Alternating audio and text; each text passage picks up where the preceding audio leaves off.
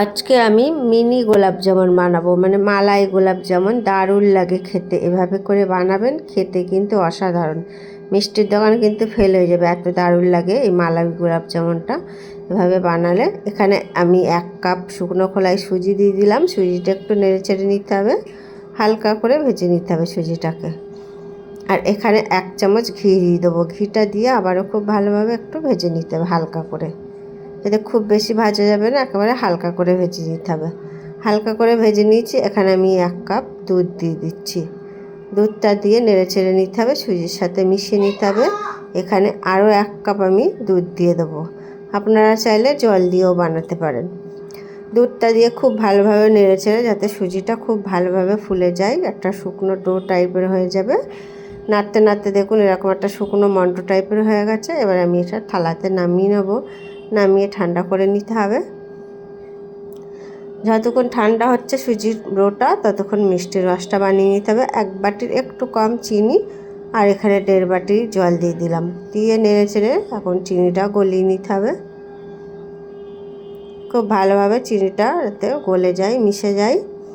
মিষ্টির রসটা হতে হতে এখানে সুজিটা ঠান্ডা হয়ে গেছে। আমি এখন মেখে নেব। এটা খুব সুন্দর করে মেখে নিতে হবে, একটা স্মুথ করে মেখে নিতে হবে যাতে কোনো রকম ডলা ডলা না থাকে। খুব ভালোভাবে মেখে নিতে হবে। যত সুন্দর করে মাখবেন তত মিনি গোলাপ জামুনগুলো কিন্তু দারুণ হবে।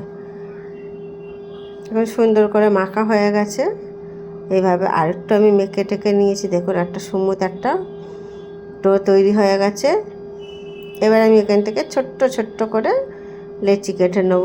একদম মিনি লেচিগুলো কেটে নিতে হবে। ঠিক এরকম করে লেচিগুলো ছোট্ট ছোট্ট করে কেটে নেব। বাকিগুলোও একইভাবে কেটে নিতে হবে লেচিগুলো। আর 1 কাপে সুজিতে কিন্তু অনেকটা গোলাপ জামুন হয়ে যায়। দেখুন সব গোলাপ জামুনগুলো রেডি করে নিয়েছি। এখন মিষ্টির রসটা ফুটিয়ে একটু হালকা চিটচিটে করে দিতে হবে, বেশি চটচটে করতে হবে না, হালকা করে নিলেই হয়ে যাবে। এখন আমি এখানে একটু গোলাপ জামুন বানাচ্ছি বলে তার জন্য গোলাপ জল দিয়ে দিলাম 1/2 চামচ, দিয়ে নেড়ে চেড়ে মিশিয়ে নিলাম। এখন এটা সাইডে রেখে দেবো ঢাকা দিয়ে। এখানে কড়াতে কিছুটা সাদা তেল নিয়েছি। খুব ভালোভাবে তেলটা চারপাশে লাগিয়ে নিতে হবে কড়াতে। মিডিয়াম গরম হয়ে গেলে গোলাপ জামুনগুলো দিয়ে নেড়ে ছেড়ে নিতে হবে। এটা আমি 2 ভাগে ভাগ করে মানে ভেজে নিতে হবে। একটু হালকা করে নেড়ে চেড়ে দিলাম। দিয়ে দেখুন অনেকটাই কিন্তু গোলাপ জামুনগুলো আগের তুলনায় বড় হয়ে গেছে। এবার একটা সুন্দর করে কালার আসা পর্যন্ত ভেজে নিতে হবে অনবরত নেড়ে চেড়ে। সুন্দর কালার এসে গেছে, এখন তুলে নেব এগুলো তেল ঝরিয়ে। এভাবে কিন্তু 2 খেপে একইভাবে ভেজে নেব।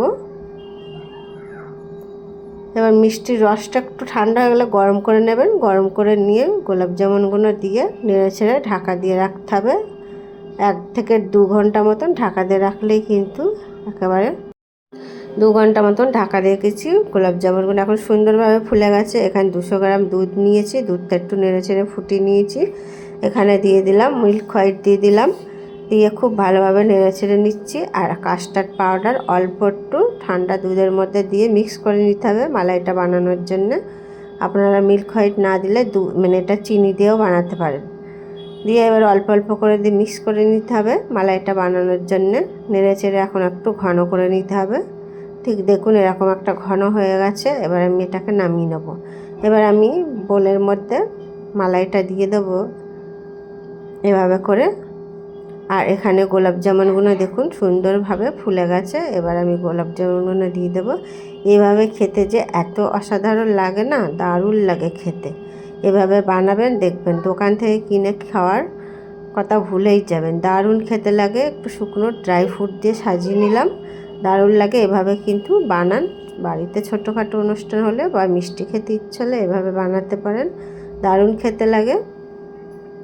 অল্প খরচায় কিন্তু দারুণ মিষ্টি হয়ে যায় আর অনেকগুলো মিষ্টি হয়ে যায়, দারুণ খেতে লাগে। মালাইটা দেওয়ার কারণে তো আরও দারুণ লাগে গোলাপ জামুনটা। এইভাবে মিনি গোলাপ জামুন বানান, দারুণ লাগবে খেতে। দেখবেন একবার বানালে বারবার বাচ্চারা বড়রা এটাই চাইবে। রেসিপিটা যদি ভালো লাগে লাইক কমেন্ট শেয়ার আর সাবস্ক্রাইব করে রাখবেন।